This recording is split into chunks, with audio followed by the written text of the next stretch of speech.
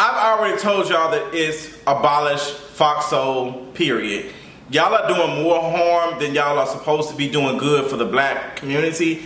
Like, this whole YouTube channel that y'all have, where y'all have Vivica Fox, Lisa Raye, colorist at, and then you got, what's that girl name who didn't come back from Real Housewives of Atlanta? Y'all got all these folks on here and they're just spewing ignorance.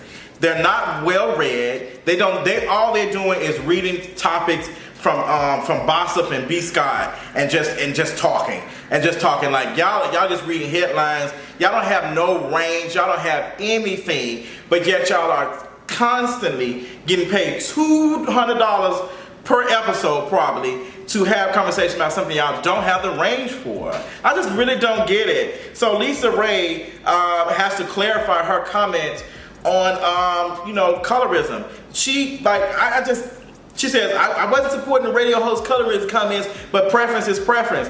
Like, Lisa, every time, and I'm not surprised because she's light skinned. I'm really not surprised at all. Because I just know like that you probably one of them girls, they picked on me because I was light skinned, because I had good hair, and da da da da. That is not colorism. It's wrong, but it's not systemically oppressing you. Okay? Like, you don't experience colorism. I don't know why we keep having this conversation. So I'm going to read a little bit about it. Lisa Raye clarifying what she said about the Buffalo radio host who compared black women to toast, saying she is not defending the guy, but simply point out, yeah, he can have an opinion on the subject. That is colorism. That is basic colorism. And then she out here saying preference. No, it is colorism. Like, y'all keep using preference as a shield for y'all bigotry. Like, that is colorism. You don't get to say, well, I don't like black women who look like this. And like, it is colorism. There's no buts. Like, I don't understand, and I got into a whole disagreement with a friend about this several years ago. It seems like people get more pissed off by being called a thing than actually realizing that they're doing this thing. And that's so confusing to me. You don't want to be called this stuff, but yet you are exhibiting this behavior. So I'm guessing the name of this segment is Cocktails with Queens. Abolish cocktails and queens. But you know what? Abolish Fox Soul for having these black women on here spewing this ignorance every week. Every week y'all have them saying something stupid. And what I don't understand is how a show like Sister Circle didn't make it. And the Sister Circle was actually good. I didn't expect it to be that good. Until they made some changes, thankfully. But things are really going very well. Y'all could have had them women on there. All those women seem like, Selena Johnson, I like you, even though you got me blocked on Twitter. You know, all y'all seem like they had the range. And I can't think of the lead woman. I can't think of her name right now. Very articulate, very intelligent, and just very like engaging in conversations with grace and just with care. And that's so important. Like, we can talk about these things, but let's make sure that we're not hurting folks in the process. That's something that I had to work on with myself. That's why when I'm seeing folks do stuff like this, like you have a way bigger platform, and that's what makes you dangerous. So you got like she just don't get it. You just don't get it. Like Lisa Raye says, the reasons some could have been more offended than others might have to do with the climate we're in and the fact that people are way more sensitive these days. She's just stupid. She's like, it's just ignorance. And then she has a platform to be ignorant. Like, you're talking about preferences. Like, y'all need to at least, baby, I hope y'all ain't in Atlanta. There are too many HBCUs in Atlanta. Y'all need Black History 101 or Black something, because what y'all probably getting is black excellence and black business manners and stuff, but y'all don't even understand the basic fundamentals of what is oppressing black folks. So y'all can't be leading any marches or having conversation about blackness when you have not done an analysis on blackness itself. Like, y'all out here having a conversation about something like we've been talking about for the longest, that we know colorism a thing, and yet you still don't get it. And out here saying preference. I can't. And then have the nerve to say that she ain't this because she got a dark-skinned grandbaby. Dark-skinned something. Abolish Cocktail with Queens. I want to call it Cocktail with Raccoons, honestly. So that's how I feel about that, girl. It's foolishness. So let's talk about this whole situation with Bhad Baby. Baby, people are sick. In the words of Deshaun Harrison, people are sick. People are sickos. For this girl to make $1 million in less than 24 hours after making an OnlyFans is creepy as hell. And some of y'all probably who watching this, your man probably was one of them folks. We know somebody who was waiting for this girl to turn 18 to watch this stuff. Like, girl, it ain't it. And then there was some conversations of they should move the age for, you know, to be on these sites, to create a profile on these sites. And it's just like, why? Like, girl, you can't, we need to police this. That's not going to do anything if we don't come to the root to why people are creating these things in the first place, and that's to make money. That's to pay bills. So you're going to make the folks who need to pay their bills suffer from somebody who can't, who is out here waiting for folks to turn 18 to like, that's not, doesn't make any sense to me. It doesn't make it, and it makes me think about, you know, the uncle, like how grandma used to tell us, or your mamas used to tell us.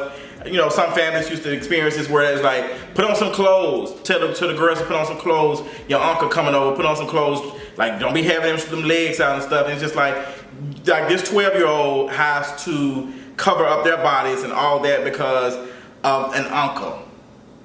When we should be policing the uncle. Like, the uncle should be doing that, but you expecting a 12-year-old to do it? Like, a 15-year-old to do it? Like, it's just weird. It's just really, like, girl, that's not gonna do anything, because me covering up and doing that is not gonna stop him from his eyes searching and being interested and waiting for Bad Baby to turn 18 so they can subscribe. A mess. Like, girl, I have no words for it. No words. Moving on. Let's talk about abolishing billionaires, period. I am so sick. Every other month there is a conversation about Kim Kardashian or Kanye West becoming billionaires, certified billionaires. If I haven't said this, I'm ready for the asteroid to come. I am ready for love. I love an asteroid to just go ahead and just wipe us off the map, because we are out here celebrating. Like, people are not us. Like, when I say we, like, I'm talking about society. I'm not talking about the folks who watching us. We are out here celebrating this woman, like, who has built her whole empire. Her family has built her own empire off of black folks, and now she's an alleged billionaire. I'm tired. I just want to go to rest. Please lay me down. Lay me down, grandbaby. Lay me down, grandbaby. It's just not making no sense to me, girl. I'm just over it. I can't stand it so much. Moving on, girl. What else is it to talk about, girl? Let's talk about Pose. Pose dropped their season finale. Their final season of Pose dropped their trailer, and baby, she moved and she did the things. And I am excited about this new season of Pose. Y'all know I had my reservations on Pose because I definitely think that colorism definitely had a huge part to play in Angelica Ross' character, you know, getting like killed off like that. Like, I just did not like how, you know, her character was treated on that show. I could not stand it. I didn't like how they had her come back as a ghost to kind of be pray tell savior, and I was not feeling what's his name's response to the criticism of saying, hey girl, you keep winning these awards, but these trans women who are keeping this show afloat, so what you gotta do? She was, and like, girl, that's y'all good sis though. That's y'all good sis Billy Porter. That's y'all good sis.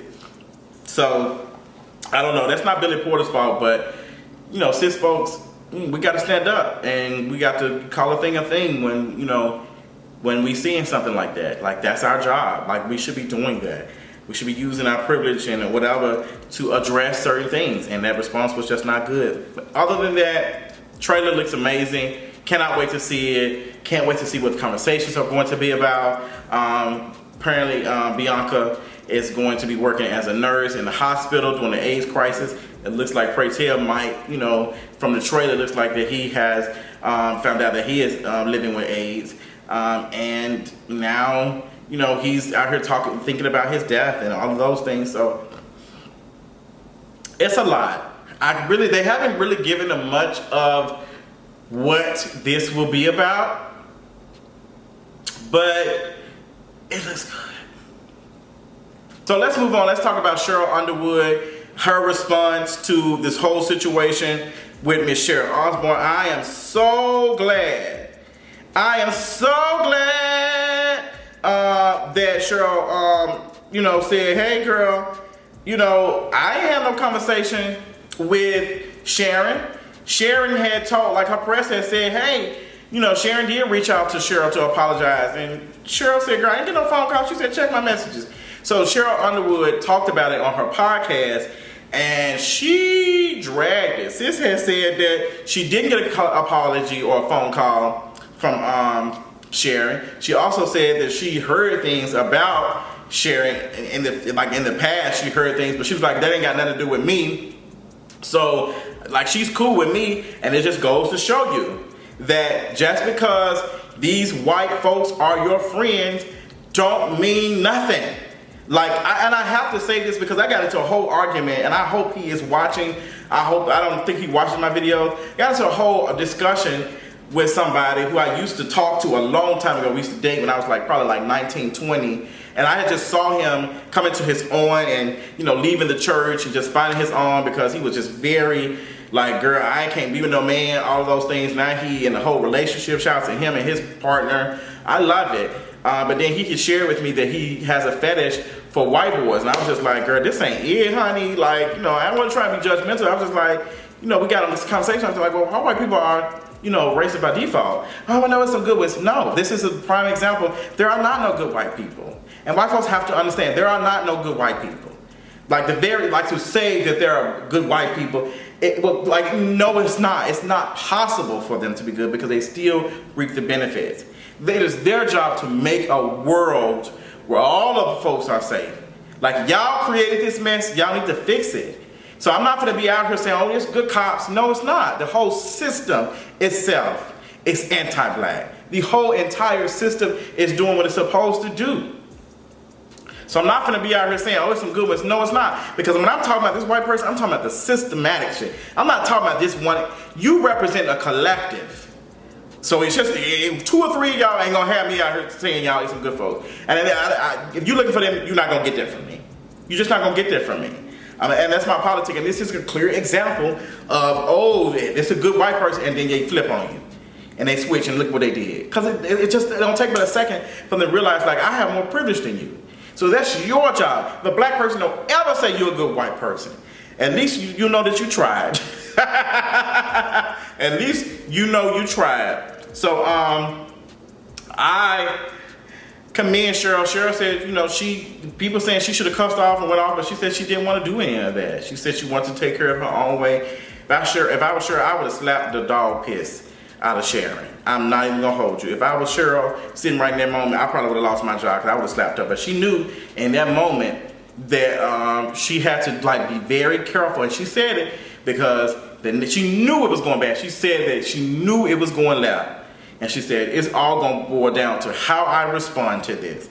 And Sheryl was trying to help her, and Sharon was just like, no, educate me. She sounded like a damn demon when she said that. And I don't even know what a demon looks like or sound like. But I know from judging from what people have said, they said, that would be a demon to me, period. So no horns, no red paint needed. That was a straight up sis had, she started transforming into her, to white supremacy. Period. She just couldn't. She transformed like the witches in The Witch.